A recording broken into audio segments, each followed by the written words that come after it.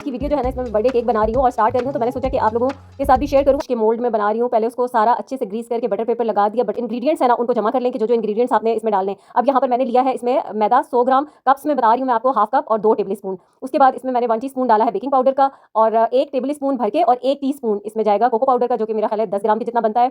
और फिर इसके अंदर 1 टेबल स्पून भर के मैं कॉर्नफ्लोर का ऐड करूंगी, कॉर्नफ्लोर भी 10 ग्राम के जितना है। अच्छा, ये ड्राई इंग्रीडिएंट्स सारे मिक्स हो गए, आप इनको छान भी सकते हैं अच्छे से। और यहाँ पर मैं इनको मिक्स कर रही हूँ हाथ से, ताकि बीच में कोई भी गुठलियां वगैरह भी ना हो। केक का प्रोसीजर स्टार्ट होगा ना, तो उसी वक्त आपने जो टेम्परेचर है, जैसे अब 160 डिग्री पे अगर इसको बेक करूंगी, तो उतने ही टेम्परेचर पे मैं इसको ओवन को ऑन कर दूंगी। ये नजर आ रहा है, ये ऑफ है, ये एक बार जिसके ऊपर होती है अपर रॉड है, और ये जो है ना नीचे एक बार इस ब्लॉक के अंदर जो डली हुई है लोअर रॉड है, और ये वाला जो ब्लॉक है इसमें 2 है, अपर और लोअर दोनों रॉड्स हैं। तो हमने ये देखें, मैं पहले ऑफ पे करके बताती हूँ, ऑफ पे आ गया, जब लोअर पे करूँगी इस पर। अब मैं इसको कर रही हूँ लोअर रॉड पे, ठीक है।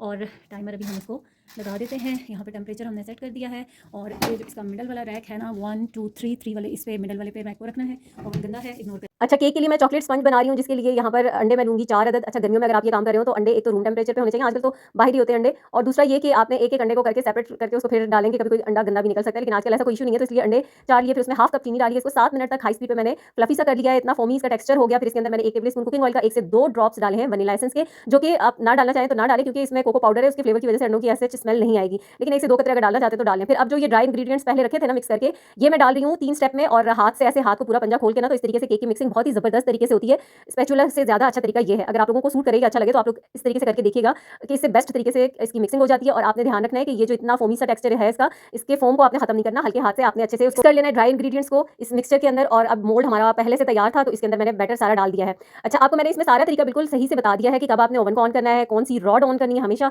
जब केक को बेक किया जाता है सिर्फ लोअर रॉड को ऑन किया जाता है, प्रीहीट करते हैं ओवन को, वरना आपका केक सही से बेक नहीं होगा। और अब ये मिडल वाले रैक में इसको मैंने रख दिया है। मैंने आपको पहले भी बताया कि ये 6 इंच का मोल्ड था, तो इसलिए इस केक को 40 मिनट लगेंगे, और 160 डिग्री का टेम्परेचर है। वीडियो को गौर से देखा करें, बार बार मैं सारी चीजें बताती हूँ, आप लोग स्किप करके देखते हैं, जिसमें आपको बिल्कुल भी आइडिया नहीं होता कि क्या टेम्परेचर बताया है। अच्छा, यहाँ पर अब इसका जो चॉकलेट गनाश है ना, वो बना रही हूँ, क्योंकि मुझे जो लेयर्स के अंदर ये चॉकलेट गनाश लगाना है, ये मेरी बेटी की फरमाइश पे बन रहा है केक, उसकी बर्थडे का। उसने मुझे कहा था कि चॉकलेट स्पंज होना चाहिए, फिर उसके अंदर जो है क्रीम नहीं लगानी, गनाश लगाना है। तो गनाश का रेशो क्या है कि डेयरी क्रीम ली है मैंने 200 ml, और 200 डार्क चॉकलेट ली है। यहाँ पर मिल्की फूड्स की चॉकलेट है, वैसे क्रेव की इस्तेमाल करती हूँ मैं, लेकिन अभी ये वाली पड़ी थी तो मैंने यही इस्तेमाल कर ली है।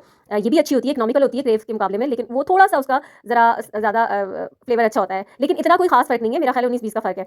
तो बाकी आप लोगों को जो भी अच्छी लगे। यहाँ पर मैंने इसको दोनों चीज़ों को डाल दिया था, और बिल्कुल हल्की आंच पे इनको मैंने अच्छे से मिक्स करते करते इसकी जो गनाश है ना, ये तैयार की है। डबल बॉयलर पे भी कर सकते हैं, लेकिन ये तरीका सबसे बेस्ट है। बस आपने चम्मच को बिल्कुल भी नहीं छोड़ना और इसको जलाना नहीं है। तो बस जैसे ही मेल्ट होगी, मैंने उसको चूल्हे से उतार लिया है। अच्छा, यहाँ पर केक को चेक कर लिया मैंने, और टूथपिक बिल्कुल क्लीन आ गई, केक हमारा जबरदस्त बेक हो चुका है। अब इसको मैं ओवन से निकाल कर काउंटर पे रख दूंगी। जब ये कंप्लीटली ठंडा हो जाएगा, तो तब इसको मैं डीमोल्ड करूंगी। अभी इसका स्पंज चेक करें कि आप उसको दबाएं ना, तो वो दोबारा से अपनी असली हालत में वापस आ जाता है, बाउंस बैक हो जाता है। और ये देखिए इतना इसकी चौड़ाई है। अच्छा, यहाँ पर मैंने इसको 3 लेयर्स में कट कर लिया है। हमेशा से मेरे साथ ये होता है कि एक लेयर तो बहुत अच्छे से काट लेती हूँ, दूसरी में गड़बड़ हो जाती है मुझसे। अच्छा, अब ये चॉकलेट गनाश बनाए हुए 3 से 4 घंटे हो चुके हैं। अगर इसे फ्रॉस्टिंग करनी हो ना ऊपर आपने डिजाइनिंग, तो फिर आप इसको 1 दिन का रेस्ट लाजमी दें। मैंने सिर्फ लेयर्स के अंदर लगाना है, इसलिए अभी 3 से 4 घंटे बाद इसको मैंने इलेक्ट्रिक बीटर से दोबारा बीट किया है। और आपको मैं दिखाई थी कि जो उस पतीली की साइड पे डार्क कलर की चॉकलेट है, और उसको बीट करने के बाद चॉकलेट का कलर इस तरह का हो जाएगा। इतना आपने उसको अच्छे से विप कर लेना है, ठीक है। फिर उसके बाद लेयर्स के अंदर मैं ये चॉकलेट लगा दूंगी, और ऊपर तो फिर बाद में क्रीम की जो टॉपिंग होगी ना, वो मैं सुबह करूंगी, क्योंकि अभी बहुत देर हो गई है ये काम करते हुए मुझे, तो इसलिए मैं बहुत थक गई थी। खैर, फिर मॉर्निंग में उठ के मैंने केक को निकाला, और क्रीम मैंने विप कर ली थी। क्रीम थोड़ा सा ऑफ वाइट सा शेड चाहिए था, व्हाइट वाला नहीं, तो फिर मैंने उसमें 1 से 2 ड्रॉप डाले थे येलो कलर के, बस ज़्यादा नहीं, कि जिससे हल्का सा ऑफ वाइट सा शेड आ जाए।